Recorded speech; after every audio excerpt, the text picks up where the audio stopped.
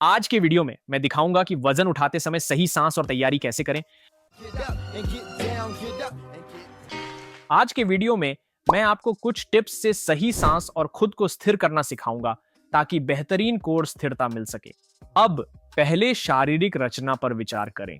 हमारी कमर की रीढ़ की हड्डी सबसे नाजुक होती है, लेकिन उठाने के समय यह शरीर का सबसे महत्वपूर्ण हिस्सा है, क्योंकि जितना अधिक स्थिर हम अपनी निचली पीठ को रखते हैं, उतनी ही अधिक शक्ति हम अपनी टांगों और भुजाओं में ला सकते हैं। और अगर हम रीढ़ की अखंडता को खो देते हैं तो हमारी चोट का जोखिम भी बहुत ज्यादा बढ़ जाता है।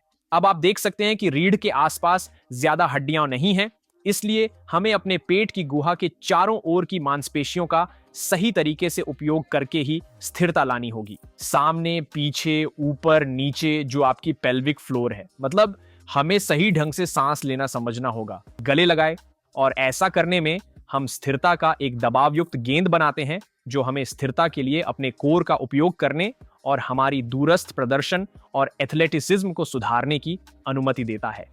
जब हम सही सांस की तकनीक पर बात करते हैं तो बहुत से लोग इसे पेट से सांस लेना कहते हैं। इसका मतलब है कि अक्सर लोग सोचते हैं कि सिर्फ पेट को बाहर धकेलना है। ये वो नहीं है जो हम चाहते। छाती से सांस लेना भी नहीं चाहिए। कई लोग बारबेल के नीचे आते हैं और वे छाती में सांस लेते हैं। इसका मतलब है कि आप डायाफ्राम का सही उपयोग नहीं कर रहे हैं और यह रीढ़ की यांत्रिकी बदलकर अधिक विस्तारित मुद्रा में ले जाता है। हम यही करना चाहते हैं कि डायाफ्रामिक सांस लेना अच्छे से सीखें। यह प्रक्रिया आप करने जा रहे हैं। आप अपने अंगूठे अपनी साइड की मांसपेशियों में डालें, सीधे आगे न बढ़ें, सिक्स पैक को साइड की ओर मोड़ें और दोनों अंगूठों को मजबूती से दबाएं। यहां पर डैरेन और मैं अपने पेट में गहरी सांस लेंगे ताकि आप उसे और भी ज्यादा दूर धकेल सकें। तो आप अंदर सांस लेंगे और अंगूठों को दूर धकेलेंगे और फिर वापस लाएंगे। तो चलिए डैरेन पर ध्यान केंद्रित करें। जब वह सांस ले रहा है, जब वह अंदर की ओर सांस ले रहा है, तो वह अपने हाथों को नहीं हिला रहा है। उसका वास्तविक पेट का हिस्सा दबाव बना रहा है और उसके अंगूठों को साइड में धकेल रहा है। यह सही सांस लेना है जब हम लिफ्ट शुरू करने वाले होते हैं। फिलहाल इसका ब्रेसिंग से कोई संबंध नहीं है। यह सिर्फ सही तरीके से सांस लेना है।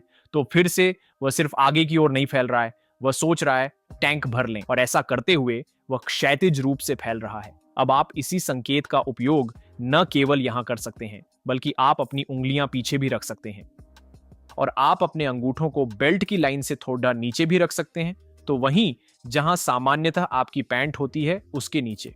जब आप डायाफ्रामेटिक सांस सही तरीके से लेते हैं तो आपको उस पूरे क्षेत्र का विस्तार महसूस होना चाहिए। अब आपको सबसे अधिक विस्तार यहां अपनी तिरछी पेशियों में मिलेगा, लेकिन यही है वो शारीरिक संकेत जो हम हर बार उठाने के समय देख रहे हैं। जब हम ब्रेसिंग सेक्शन की बात करते हैं तो आपको बस धीरे धीरे गहरी और स्थिर सांस लेनी है। फिर अपने शरीर के हर हिस्से को कसकर मजबूती से पकड़ लेना है ताकि वह स्थिर रहे।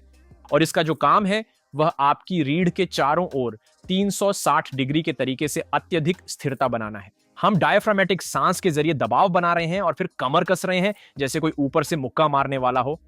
यही है, ये सही सांस और सहारे का संकेत है जिसे उठाते समय आप उपयोग करेंगे। डैरेन को बारबेल अपनी पीठ पर रखने दें और इसे सच में देखने की कोशिश करें। डैरेन बारबेल बाहर ले जाएगा और इस स्थिति में अगर मैं अपनी उंगली उसकी तिरछी मांसपेशी में डालूं तो वह इस तरह सांस लेगा कि मेरी उंगली हट जाए। फिर वह तैयार होगा और फिर अपनी स्क्वाट शुरू करेगा और फिर पीछे आएगा। अब एक और संकेत जो कुछ लोगों के लिए सहायक हो सकता है वह है अपनी पसलियों को नीचे की ओर सोचना। अक्सर लोग बहुत ज्यादा झुक जाते हैं और अपनी कमर को अधिक खींच देते हैं, जिससे उनकी सही तरीके से सांस लेने की क्षमता सीमित हो जाती है। इसलिए पसलियों को नीचे सोचें। हमारे पेट के ऊपरी हिस्से और नीचे के हिस्से के बीच एक आदर्श संरेखण होता है, जहां आपकी छाती की हड्डी है और फिर यहां नीचे यह रेखा होती है जो आपके पेल्विक फ्लोर का निचला हिस्सा है, और दोनों एक दूसरे के ऊपर रखे जाएंगे। फिर वह नीचे तक उसी मुद्रा को बनाए रखेगा। तो चलिए इस दृश्य को साइड व्यू से देखते हैं और मैं चाहता हूं कि डैरेन सांस ले, अपनाए और फिर उस आदर्श गहराई तक स्क्वाट करे जहां सब कुछ एक सीध में रहे। तो हम रीढ़ की हड्डी को संतुलन में बनाए रख रहे हैं। ठीक है, नीचे बैठो। ठीक है, और फिर कंकाल को हटाकर वापस ऊपर। चलो फिर एक बार कोशिश करें।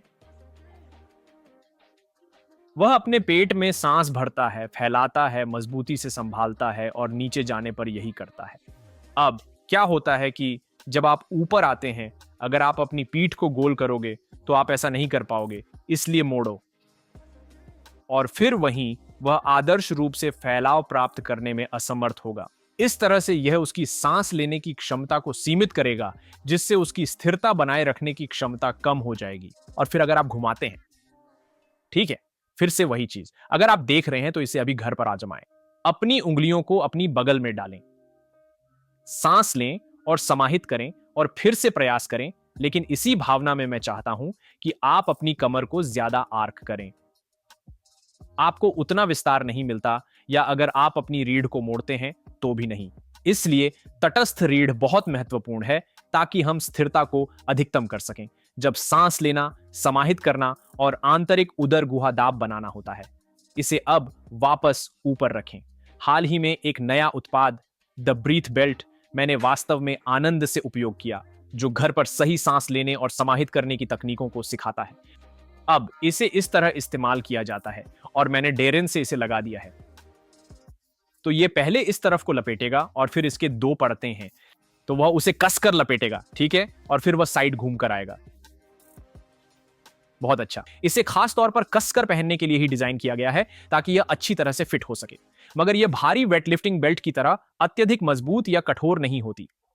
वे बेल्ट्स में कोई लचीलापन नहीं होता, तो ये एक बहुत लचीला बेल्ट है, तो ये बिल्कुल वही सामग्री नहीं है। तो डैरेन वास्तव में आराम से बेल्ट में सांस ले सकता है और अपने पेट को ऊपर नीचे होते हुए स्पष्ट रूप से महसूस कर सकता है। और फिर से हम सिर्फ सीधा आगे नहीं सांस ले रहे हैं, हम बगल की ओर फैलाते हुए पूरी सहजता से बेल्ट में सांस ले रहे हैं। तो यह एक बहुत ही शारीरिक संकेत है जो कुछ स्पर्शनीय प्रतिक्रिया देता है और एक संवेदनशील समृद्ध वातावरण बनाता है ताकि मस्तिष्क और शरीर के बीच संबंध बन सके। बहुत से लोगों को उचित श्वसन तकनीक समझने में कठिनाई होती है और जाहिर है कि जब आप स्क्वाट कर रहे होते हैं तो आप अपने अंगूठे को अपनी साइड में नहीं डाल सकते, इसलिए यह आपको इसे लगाने और उठाने की संभावना देता है और वही प्रतिक्रिया प्राप्त करता है। जब आपके पीछे बारबेल होता है, सोचें, बेल्ट में सांस लें, बेल्ट का विस्तार होगा और फिर अपने स्क्वाट को शुरू करें और यह आपको यह प्रतिक्रिया देगा कि आप उस विस्तार को बनाए रख रहे हैं या नहीं, कि सही इंट्रा एब्डोमिनल प्रेशर बना रहता है। ब्रीथ बेल्ट की खास बात यह है कि यह हमें इसका उपयोग करने की अनुमति देता है। इसमें पहले स्तर पर पॉकेट्स हैं, लेकिन हम इन्हें इस तरह से भी डाल सकते हैं। हम इन गेंदों को रख सकते हैं। दरअसल हम अनहुक करेंगे और इन्हें सामने की दो जेबों में डाल देंगे और यह आपको और भी अधिक शारीरिक संकेत या संवेदनात्मक प्रतिक्रिया देगा। तो आप इन्हें सिर्फ बाहर की तरफ रखेंगे, तो उन तिर्यक मांसपेशियों के ऊपर, और फिर इसे शीर्ष पर रखें, इस पर बहुत दबाव डालें। तो इस स्थिति में एक बार फिर गेंदें बस उसकी 6 पैक मांसपेशी के बाहर हैं जो यहां चलती है, तो वे उसके तिरछे हिस्सों में लग रहे हैं और यहीं पर, क्योंकि बेल्ट बहुत टाइट है, ये बॉल्स उसके पेट में ढंस रही हैं।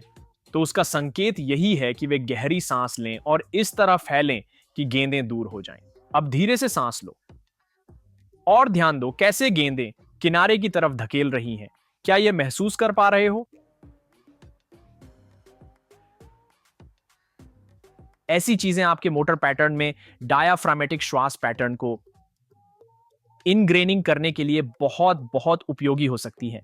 श्वास लेना, ब्रेस करना समझने की आपकी क्षमता में। और फिर स्क्वाट करें, क्योंकि हम अक्सर यह मान लेते हैं कि चूंकि आप सांस ले रहे हैं और जीवित हैं, इसका मतलब यह नहीं होता कि आप सभी गतिविधियों के लिए सबसे अच्छे तरीके से सांस ले रहे हैं। जितना अधिक आप अपनी सांस और ब्रेस के पैटर्न को सुधारते हैं, उतना ही अधिक आप भविष्य में अपनी क्षमता को अनलॉक करते हैं, जिससे आप पहले से कहीं अधिक भारी वजन उठाने में सक्षम हो जाते हैं।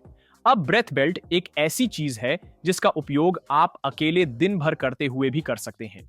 20 डायफ्रामेटिक सांसें लेने की कोशिश करें। इसे भी आप इस्तेमाल कर सकते हैं और मैं शायद गेंदें हटा दूंगा, लेकिन आप हल्के लिफ्ट्स करते समय इसे अपने फीडबैक के रूप में उपयोग कर सकते हैं। भारी वजन उठाते समय, विशेषकर जहां बेल्ट का उपयोग होता है, बेल्ट इंट्रा एब्डोमिनल प्रेशर को बढ़ाने में बहुत सहायक होती है। हल्के उठाने के लिए बेल्ट पहनना जरूरी नहीं। मैं लोगों को जल्दी बेल्ट न पहनने की सलाह देता हूं। इसका उपयोग करके मैं इसे लगभग किसी भी लिफ्ट के लिए 70 से 85% के बीच लगा रहा हूं। यह मुझे साधारण वेटलिफ्टिंग बेल्ट की तरह नहीं रोकता है, बल्कि मुझे एक समृद्ध संवेदी प्रतिक्रिया देता है जिससे मैं अपनी अधिकतम क्षमता तक आसानी से विस्तार कर सकता हूं। स्क्वाट्स को और भी प्रभावी ढंग से करने में सहायक होता है। ये मैंने सबसे पहले काबू की स्ट्रेंथ्स के क्रिस डफिन से ही सीखा था। मैं आभारी हूं कि उन्होंने मुझे इस उत्पाद से परिचित कराया। ब्रीथ बेल्ट जरूरी नहीं, लेकिन फिटनेस सुधार में सहायक हो सकता है। यह सही सांस और ब्रेसिंग सिखाता है, जो व्यायाम में महत्वपूर्ण है और आपकी फिटनेस यात्रा को सफल बनाता है। इस वीडियो के विवरण में मैं ब्रीथ बेल्ट का एक लिंक शामिल करने जा रहा हूं, ताकि अगर आप लोग इसे देखना चाहते हैं तो आसानी से देख सकें। अगर आज ठीक से सांस लेने और ब्रेसे करने की तकनीकों के बारे में कोई सवाल है तो मुझे बताएं। लेकिन वही तरीका डेडलिफ्ट, स्क्वाट्स, क्लीन, स्नैचेस या किसी भी लिफ्ट के लिए लागू होता है जो आप करेंगे। सांस लें, कोर को संभालें, फिर लिफ्ट करें। इसी तरह आप बड़े भारी वजन उठाकर अपने शरीर को सुरक्षित रखेंगे। आशा करते हैं कि आज का हमारा वीडियो आप सभी को बहुत ही पसंद आया होगा।